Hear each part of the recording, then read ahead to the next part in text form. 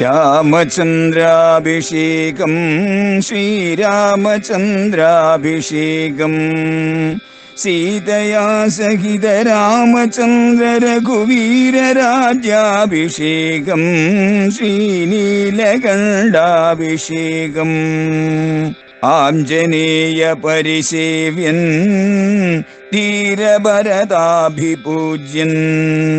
വീരലക്ഷ്മണ കുമാര ശത്രുഘ്ന സോദരാർച്ചിത പദാബ്ജൻ ശ്രീനീലകണ്ഠ ഹൃദയേശൻ രാമചന്ദ്രാഭിഷേകം ശ്രീരാമചന്ദ്രാഭിഷേകം. പക്ഷെ രാമൻ കാട്ടിൽ പോവുക തന്നെ വേണം, അന്ന് തന്നെ പോകണം എന്ന തീരുമാനത്തിൽ ഉറച്ചു നിൽക്കുകയായിരുന്നു കൈകേയി. രാജാവിന് രാമനെ കാട്ടിൽ അയക്കാൻ പറ്റൂല. രാജാവിന് കൈകേയിക്ക് കൊടുക്കാമെന്ന് പറഞ്ഞിട്ടുള്ളതായ വരം തരില്ലെന്ന് പറയാനും പറ്റൂല. രണ്ടും വിപരീതമായി നിൽക്കുകയാണ്. രണ്ടിലൊന്ന് ലംഘിച്ചു കഴിഞ്ഞാൽ സത്യവിരോധമായി തീരും. അപ്പോൾ എന്തു വേണം? രാജാവ് ചിന്തിച്ചു. ഒന്നിനും ഒരു തീരുമാനമെടുക്കാനും സാധിക്കുന്നില്ല. രാജാവ് മോഹാലസ്യപ്പെട്ട് വെറും നിലത്ത് വീണു. മന്ത്രിയായ സുമന്ത്ര രാജാവിനെ കാണാൻ ചെന്നത് കൈകേയി ആളയച്ച് വിളിപ്പിച്ചിട്ടാണ്. നേരം പുലരും മുമ്പ് രാമനെ കാട്ടിലേക്ക് അയക്കണം. നാട്ടുകാരിത് അറിഞ്ഞു കഴിഞ്ഞാൽ രാമന് കാട്ടിൽ പോകാൻ പറ്റൂല. രാമനെ തടഞ്ഞു നിർത്തും. അപ്പോൾ തൻ്റെ ആഗ്രഹങ്ങളെല്ലാം വിഫലമായി തീരും. അതുകൊണ്ട് സുമന്ത്രരെ വിളിപ്പിച്ചു. എന്നിട്ട് സുമന്ത്രരോട് പറഞ്ഞു, ഉടനെ തന്നെ രാമൻ ഇവിടെ വരുത്തണം. മഹാരാജാവിന് രാമനോട് ചില കാര്യങ്ങൾ പറയാനുണ്ട്. സുമന്ത്രര് മഹാരാജാവിൻ്റെ കൽപ്പന എന്ത് കിട്ടിക്കഴിഞ്ഞാൽ ആ നിമിഷം നടത്തിയിരിക്കും. പക്ഷെ കൈകേയി പറഞ്ഞാൽ അദ്ദേഹത്തിന് ആ കാര്യം ചെയ്യാൻ പറ്റില്ല. മഹാരാജാവിൻ്റെ അനുവാദം വേണം. സുമന്ത്രര് മഹാരാജാവിൻ്റെ മുഖത്തേക്ക് നോക്കി. രാജാവ് അനുവദിച്ചു രാമനെ കൊണ്ടുവരൂ എന്ന്. സുമന്ത്രര് തേരിൽ നേരെ രാമൻ്റെ കൊട്ടാരത്തിൽ ചെന്നു.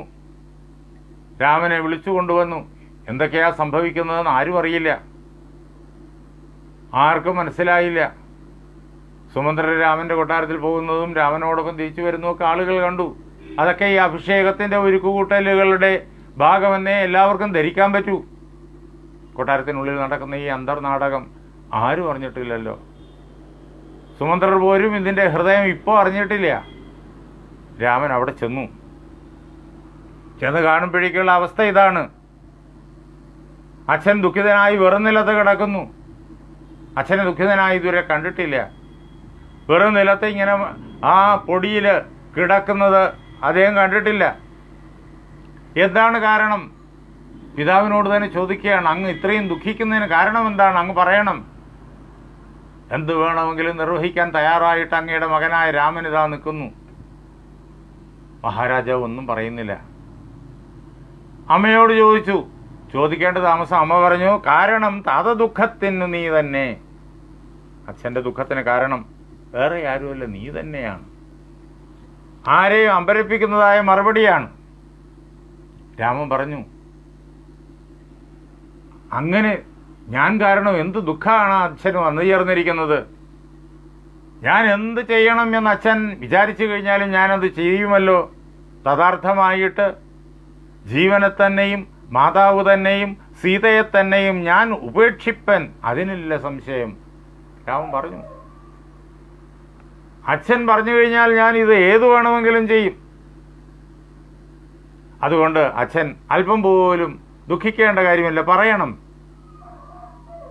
അനേകം ഉദാഹരണങ്ങൾ, പൂർവികമായ ഉദാഹരണങ്ങൾ എല്ലാം രാമൻ അപ്പോൾ പറഞ്ഞു കേൾപ്പിക്കുകയാണ്. അപ്പോഴേക്കും അച്ഛൻ ഒന്നും വിട്ടുന്നില്ല. കൈകേയി രാമനോട് പറഞ്ഞു, ഞാൻ 2 വരങ്ങൾ അദ്ദേഹത്തോട് ചോദിച്ചു. ദേവലോകത്ത് വെച്ച് അദ്ദേഹം എന്നോട് തരാമെന്ന് ഏറ്റിരുന്നതായ 2 വരങ്ങൾ. 2 വരം ചോദിച്ചുള്ളൂ, തരാമെന്നാണ് അന്ന് പറഞ്ഞത്. ഇപ്പം ഞാനത് ചോദിച്ചു. എന്താ ആ വരങ്ങളെന്ന് വെച്ച് കഴിഞ്ഞാൽ, നിന്റെ അഭിഷേകത്തിന് വേണ്ടിയിട്ട് അച്ഛൻ എന്തൊക്കെ പദാർത്ഥങ്ങളാണോ ഇവിടെ ഒരുക്കി വച്ചിരിക്കുന്നത്, അതുകൊണ്ട് അഭിഷേകം ഭരതന് ചെയ്യണം. ഇതാണ് ഒന്നാമത്തെ വരം. രണ്ടാമത്തെ വരം, നീ 14 സംവത്സരം കാനനെ താപസവേഷേണ വാഴുകയും വേണം. ഈ 2 കാര്യങ്ങളാണ് ഞാൻ അദ്ദേഹത്തോട് ചോദിച്ചിരിക്കുന്നത്. അത് നിന്നോട് പറയാൻ അദ്ദേഹത്തിന് ധൈര്യം പോരാ. അതാണ് അദ്ദേഹത്തിൻ്റെ ദുഃഖത്തിന് കാരണം. ഇത് കൈകേയി പറഞ്ഞപ്പോൾ രാമന് ഒരു കുലുക്കം ഉണ്ടായില്ല. രാമൻ്റെ മുഖം എപ്പോഴും സന്തോഷപൂർണമാണ്. അദ്ദേഹം സച്ചിദാനന്ദമാണ് എന്ന് നമുക്കറിയുമല്ലോ. ആ സന്തോഷം അല്പം പോലും മങ്ങിയില്ല. അത് അതേ പ്രകാരത്തിൽ തന്നെ ആനന്ദപൂർണമായിട്ട് നിൽക്കുകയാണ് ആ മുഖം. രാമൻ ചോദിച്ചു, ഇതിനെന്താ പ്രയാസം? ഇത്രയേ ഉള്ളൂ, വളരെ ചെറിയ കാര്യമല്ലേ ഇത് ഉടനെ തന്നെ സാധിക്കാമല്ലോ. അതിനു വേണ്ടുന്നത് ഞാൻ തന്നെ ചെയ്യാമല്ലോ. ചെയ്യുക അഭിഷേകം ഭരതന്. ഞാൻ ഇനി വൈകാതെ പോവേൻ വനത്തിന് മാതാവേ. അഭിഷേകം ഭരതന് ചെയ്തുകൊള്ളണം. ഞാൻ വൈകാതെ ഇപ്പം തന്നെ കാട്ടിലേക്ക് പുറപ്പെടുകയായി. യാതൊരു കുലുക്കവുമില്ലാതെ രാമൻ പറഞ്ഞു. അതാണ് സ്ഥിതപ്രജ്ഞത. ഇത്രയേറെ ഉറപ്പ് രാമൻ്റെ അനുഭവത്തിന്, അനുഭൂതിക്ക് ഉണ്ട്. രാമൻ എന്നിട്ട് ഏതാനും ഉദാഹരണങ്ങൾ പറയാണ്. ആകാശഗംഗയെ പാതാളലോകത്ത് വേഗേന കൊണ്ടുചെന്നാക്കി ഭഗീരഥൻ തൃപ്തി വരുത്തി തൻ്റെ പിതൃക്കൾക്ക് മോക്ഷം ലഭിക്കുന്നതിന് വേണ്ടിയിട്ട് അവരെല്ലാം അങ്ങ് കപില മഹർഷിയുടെ നേത്രാഗ്നിയിൽ ചാരമായി പാതാള ലോകത്ത് കിടക്കുകയാണ്. സാഗരന്മാർ 60,000 പേര്. അവർക്ക് മോക്ഷം നൽകാൻ വേണ്ടിയിട്ട് അങ്ങ് വിഷ്ണുവിൻ്റെ പാദത്തിൽ കുടികൊള്ളുന്നതായ ഗംഗയെ അവിടെ നിന്നിട്ട് ദേവലോകത്തിലൂടെ, അതാണ് ആകാശഗംഗ എന്ന് പറഞ്ഞത്, വിഷ്ണുപാദം, അതാണ് ആകാശം. അവിടെ കുടികൊള്ളുന്ന ആ ഗംഗയെ ദേവലോകത്തിലൂടെ ഭൂമിയിലൂടെ നേരെ പാതാളത്തിലേക്ക് കൊണ്ടുചെന്ന് അവർക്ക് മോക്ഷത്തെ, പിതൃക്കൾക്ക് മോക്ഷത്തെ വരുത്തി ഭഗീരഥൻ. നമ്മുടെ ഈ വംശത്തിലെ നമ്മുടെ പൂർവികനായിരിക്കുന്ന ഭഗീരഥൻ. ഏറ്റവും പ്രയാസകരമായ കാര്യമാണത്. അത് അദ്ദേഹം നേടിയില്ലേ? ഇങ്ങനെ എത്രയോ ഉദാഹരണങ്ങൾ. അതിൻ്റെ മുന്നിൽ ഇതെന്താണ് നിസ്സാരം, അല്പമായുള്ള ഒരു കാര്യം നിരൂപിച്ച് മൽപിത ദുഃഖിപ്പതിനല്ല അവകാശം. ഇത് ചെറിയ കാര്യം, നിസ്സാര കാര്യം. ഇത് വിചാരിച്ചിട്ട് അച്ഛൻ ദുഃഖിക്കേണ്ട കാര്യമൊന്നുമില്ല. അച്ഛൻ സന്തോഷമായിരിക്കണം. ഞാൻ കാനനത്തിലേക്ക് പുറപ്പെട്ടു. ഭരതന് അഭിഷേകം നടക്കട്ടെ. രാജ്യം പരിപാലിക്കാൻ അവൻ മിടുക്കനാണ്. കാനനവാസത്തിന്, അവിടെ തപസ് ചെയ്യുന്നതിന് എനിക്കും സാധിക്കും. എനിക്ക് സിദ്ധിച്ച ഭാഗ്യമാണത്. അച്ഛനെ സമാധാനിപ്പിക്കുകയാണ് വാക്കുകൾ കൊണ്ട് രാമൻ. അപ്പോൾ അച്ഛൻ എന്താ രാമനോട് പറഞ്ഞതെന്നറിയോ?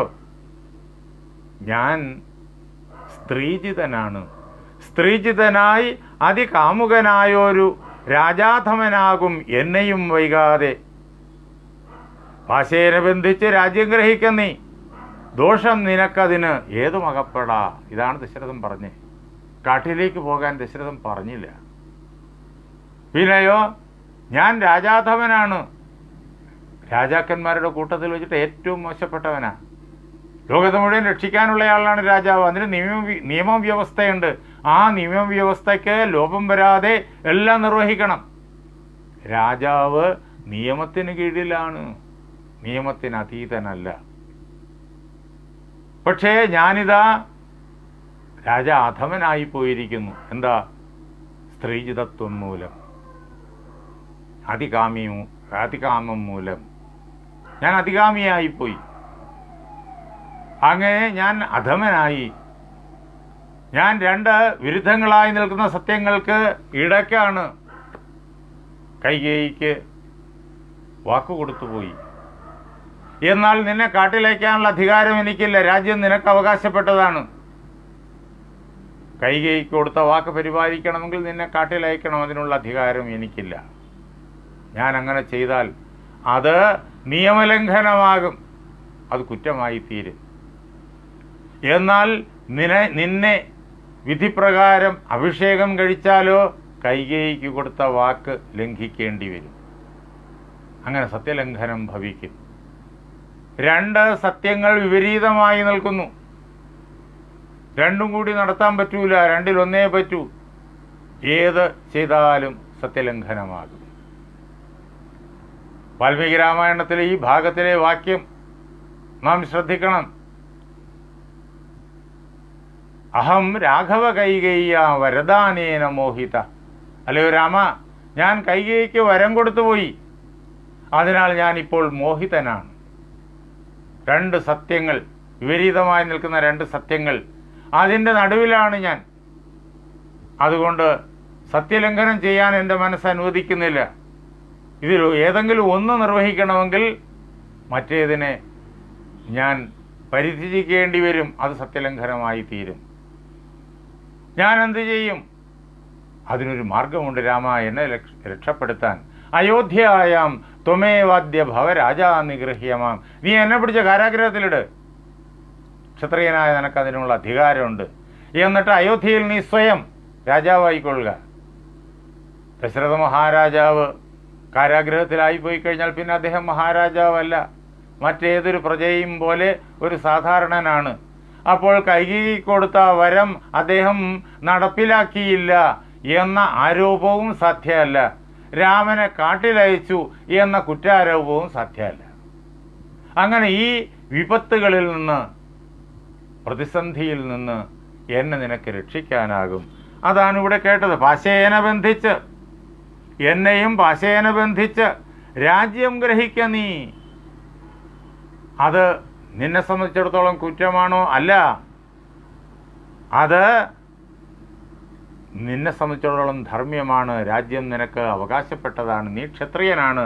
ധർമ്മത്തെ രക്ഷിക്കാനുള്ള ചുമതല നിനക്കുണ്ട്. ആ ചുമതല നീ നിർവഹിക്കുക. അതിനാൽ ദോഷം നിനക്ക് അതിനേതും അകപ്പെടാം. രാമന്റെ സ്ഥാനത്ത് വേറൊരാളായിരുന്നുവെങ്കിൽ, അച്ഛൻ കാട്ടിലേക്ക് പോകാൻ പറഞ്ഞില്ല, അച്ഛനെ ബന്ധിച്ചിട്ട് രാജാവാകാനാണ് പറഞ്ഞത്. ഞാൻ പുത്രനാണ്, പുത്രന്റെ ധർമ്മം അച്ഛൻ്റെ വാക്ക് അനുസരിക്കുക എന്നുള്ളതാണ്. ഞാൻ അച്ഛൻ്റെ ആജ്ഞയെ അനുസരിച്ചു, അങ്ങനെ ഞാൻ അദ്ദേഹത്തെ ബന്ധിച്ചിട്ട് രാജാവായി എന്ന് പറഞ്ഞ് കസേരയിൽ കയറിയിരിക്കാം. അച്ഛൻ പറഞ്ഞില്ലെങ്കിൽ പോലും ഇതൊക്കെ ചെയ്തിട്ട് കസേരയിൽ കയറിയിരിക്കും. അതൊക്കെയാണല്ലോ ലോകത്ത് പണ്ട് നടന്നിട്ടുള്ളതും. എത്രയോ സംഭവങ്ങളുണ്ട് ഇപ്പോഴും പല പ്രകാരത്തിൽ നടന്നുകൊണ്ടിരിക്കുന്നതും. നോക്കണം, രാമൻ്റെ ധർമ്മബുദ്ധി, സിംഹാസനത്തിലേറാനുള്ള അവസരം. രാമനെ മാടി വിളിക്കുമ്പോൾ അച്ഛൻ്റെ പേര് പറഞ്ഞ് രാമന് സിംഹാസനത്തിലേറാം. അച്ഛൻ്റെ ആജ്ഞ ഞാൻ അനുസരിച്ചു എന്ന് പറയാം. ലോകത്തിൽ ആർക്കും രാമനെ കുറ്റം പറയാൻ പറ്റൂല. രാമൻ, അച്ഛൻ സത്യപ്രതിജ്ഞനാകണം. ഒരു സൂത്രത്തിലൂടി അച്ഛൻ ആ ഒരു പ്രതിസന്ധിയിൽ നിന്നിട്ട് രക്ഷപ്പെടാൻ പാടില്ല. അത് നിസ്സാരന്മാരുടെ മാർഗമാണ്. അത് പാടില്ല. അച്ഛൻ ഈ ലോകം കണ്ട ധാർമ്മികരായ ചക്രവർത്തിമാരിൽ അഗ്രിമനാണ്. അച്ഛൻ ആ ഗൗരവത്തോടുകൂടി തന്നെ ഈ സിംഹാസനത്തിൽ തുടരണം. അതിനു വേണ്ടിയിട്ട് അച്ഛൻ്റെ വാക്കിനെ താൻ സത്യമാക്കി തീർക്കും. ദശരഥൻ തന്നെ കാട്ടിൽ അയക്കുന്നില്ലല്ലോ. ഞാൻ കാട്ടിലേക്ക് ഇറങ്ങി പോവുകയല്ലേ. ദശരഥൻ എന്നോട് കാട്ടിൽ പോകാൻ പറഞ്ഞിട്ടില്ലല്ലോ. ഞാൻ ഇറങ്ങിപ്പോകുന്നതല്ലേ കാട്ടിലേക്ക്. എന്തിനു വേണ്ടി? അച്ഛൻ്റെ വാക്ക് പരിപാലിക്കാൻ വേണ്ടി. അപ്പോൾ രാമനെ കാട്ടിലയച്ച് നിയമസംഹിതയെ ലംഘിച്ചു ദശരഥൻ എന്നുള്ള ആരോപവും സാധ്യമല്ല. കൈകേയിക്ക് കൊടുത്ത വാക്ക് ലംഘിച്ചു എന്നുള്ള ആരോപവും സാധ്യമല്ല. ദശരഥൻ്റെ സിംഹാസനവും ചക്രവർത്തി പദവും വ്യക്തിത്വവും അകളങ്കിതമായി സൂര്യശോഭയോടുകൂടി കുടികൊള്ളും. അതിനു വേണ്ടിയിട്ട് ഞാനിതാ കാട്ടിലേക്ക് പോകുന്നു. ഇത് പുത്രധർമ്മമാണ്, അച്ഛനെ സത്യപ്രതിജ്ഞനാക്കുക എന്നുള്ളത്. അത് എന്നെ സംബന്ധിച്ചിടത്തോളം ഏറ്റവും സന്തോഷകരമാണ്, എനിക്ക് വളരെ എളുപ്പവുമാണ്. അതുകൊണ്ട് അല്ലയോ അച്ഛ, അങ്ങ് ഒരിക്കലും വേദനിക്കരുത്. ഞാൻ ഉടനെ തന്നെ മാതാവ് കൗസല്യ തന്നെയും വന്ദിച്ച് മൈഥിലിയോടും പറഞ്ഞ് ഇനി വൈകാതെ കാട്ടിലേക്ക് പോകാൻ വേണ്ടിയിട്ട് ഞാൻ തയ്യാറാകും. അമ്മയോട് പറഞ്ഞിട്ട് കാട്ടിലേക്ക് പോകുന്നതിന് മുമ്പ് അമ്മയുടെ അനുവാദം വേണം, അമ്മയുടെ അനുഗ്രഹം വേണം. അതുകൊണ്ട് ഞാൻ കൗസല്യയുടെ കൊട്ടാരത്തിൽ ചെന്ന് അമ്മയെ നമസ്കരിച്ചിട്ട് അമ്മയെ പറഞ്ഞ് സമാധാനിപ്പിച്ച് അമ്മയുടെ അനുവാദവും കൈക്കൊണ്ട്, പിന്നെ സീതയുടെ അനുവാദവും വേണം. സീത അർദ്ധാംഗിനിയാണ്, ശരീരത്തിൻ്റെ നേര് പകുതിയാണ്. ഭാര്യയും ഭർത്താവും ഒരേ ശരീരമാണ്. അതാണ് ഭാരതീയ സങ്കല്പം. അർദ്ധനാരീശ്വരനാണ് എല്ലാവരും, പകുതി സ്ത്രീയും പകുതി പുരുഷനും. എല്ലാ ഗൃഹസ്ഥരും അർദ്ധനാരീശ്വരന്മാരാണ്. അതിനാൽ സീതയുടെ സമ്മതം കൂടി വേണം. വീട്ടിൽ ചെന്ന് സീതയോട് പറഞ്ഞ് സീതയെയും സമ്മതിപ്പിച്ചിട്ട്, അല്ലയോ പിതാവേ, ഞാൻ ഉടനെ തന്നെ കാനനത്തിലേക്ക് പുറപ്പെടുന്നുണ്ട് എന്ന് പറഞ്ഞ് ആരോടും ഈ കാര്യം വെളിയിൽ പറഞ്ഞില്ല. ആരും അറിയാൻ ഇടകൊടുക്കാതെ വളരെ വേഗത്തിൽ കൗസല്യയുടെ കൊട്ടാരത്തിലേക്ക് രാമദേവൻ ചെന്നു. അവിടെ അമ്മ രാമൻ വരുന്നതും കാത്തിരിക്കുകയാണ്. നാളെ പുലരുമ്പോഴേക്കും രാമൻ അഭിഷേകമാണ്. അതിനു വേണ്ടിയുള്ള പൂജാദികളൊക്കെ അമ്മ ചെയ്തിരിക്കുന്നു. ഭഗവാനെ പൂജ ചെയ്തു എന്ന് മാത്രമല്ല, രാമൻ വരുമ്പോൾ രാമന് കൊടുക്കാൻ വേണ്ടിയിട്ട് പ്രത്യേകമായിട്ടുള്ള ഭോജനമെല്ലാം തയ്യാറാക്കി വെച്ചിരിക്കുകയാണ് അമ്മ. അമ്മമാരങ്ങനെയാണ്, മക്കളോട് ഏറ്റവും വാത്സല്യമുള്ളവരാണ്. അങ്ങനെ മകനെ അമ്മ വന്നു ചേർന്ന ഉടൻ തന്നെ ഭക്ഷണം കഴിക്കാനായിട്ട് ക്ഷണിക്കുന്നുമുണ്ട്. അപ്പോഴാണ് രാമൻ പറയുന്നത്, ഇപ്പോൾ ഭുജിപ്പാൻ അവസരമില്ലമേ, ക്ഷിപ്രം അരണ്യവാസത്തിന് പോകണം. കാര്യങ്ങളെല്ലാം പറഞ്ഞു. അമ്മ തകർന്നുപോയി. അമ്മ നിലവിളിക്കാൻ തുടങ്ങി. രാമനുവാണെങ്കിൽ അമ്മ പറഞ്ഞതനുസരിച്ച് കാട്ടിൽ പോകാതെ അവിടെ കൊട്ടാരത്തിൽ കഴിയാമായിരുന്നു. പോകണമെന്ന് താതൻ നിയോഗിക്കൽ ഞാൻ പോകരുതെന്ന് ചെറുക്കുന്നതുണ്ടല്ലോ. അമ്മയുടെ വാക്കാണിത്. അച്ഛൻ കാനനത്തിൽ പോകണം എന്ന് പറഞ്ഞാൽ ഞാൻ പോകരുതെന്ന് പറയുന്നില്ലേ? അച്ഛനും അമ്മയും ഒരേപോലെയല്ലേ? അപ്പോൾ എൻ്റെ വാക്ക് നീ അനുസരിക്കണമല്ലോ. രാമൻ അറിയാം അതിൽ കുഴപ്പമുണ്ട് എന്ന്. അമ്മയുടെ വാക്കനുസരിക്കാൻ വേണ്ടിയിട്ട് അവിടെ കൊട്ടാരത്തിൽ തങ്ങിയാൽ പുലരുമ്പോഴേക്കും അഭിഷേകം നടക്കുന്നില്ലെന്ന് കണ്ടിട്ട് നാട്ടുകാർ കോപിക്കും, നാട്ടുകാർ വാളെടുക്കും. അവർ രാമനെ ബലപൂർവകമായിട്ട് പിടിച്ച് സിംഹാസനത്തിൽ ഇരുത്തിയിട്ട് അഭിഷേകം നടത്തും. രാമൻ സിംഹാസനത്തിൽ വിദൂരമായിട്ടെങ്കിലും കൊതിയുണ്ടായിരുന്നെങ്കിൽ അഭിഷിക്തനായി തീരാനുള്ള നല്ല അവസരമാണിത്. രാമൻ അതിന് തയ്യാറായില്ല. അമ്മയെ പറഞ്ഞ് സമാധാനിപ്പിച്ചു. ഇത്തരം സന്ദർഭങ്ങളിൽ അമ്മമാരെ പറഞ്ഞ് സമാധാനിപ്പിക്കുക എളുപ്പമുള്ള കാര്യമൊന്നുമല്ല. നമുക്കെല്ലാവർക്കും അറിയാതെ അമ്മയുടെ മനസ്സെന്താണെന്ന് നമുക്കറിയാം. അമ്മയെ വല്ലവിധേനയും പറഞ്ഞ് സമാധാനിപ്പിച്ചു. അച്ഛൻ അതീവ ദുഃഖിതനാണ്.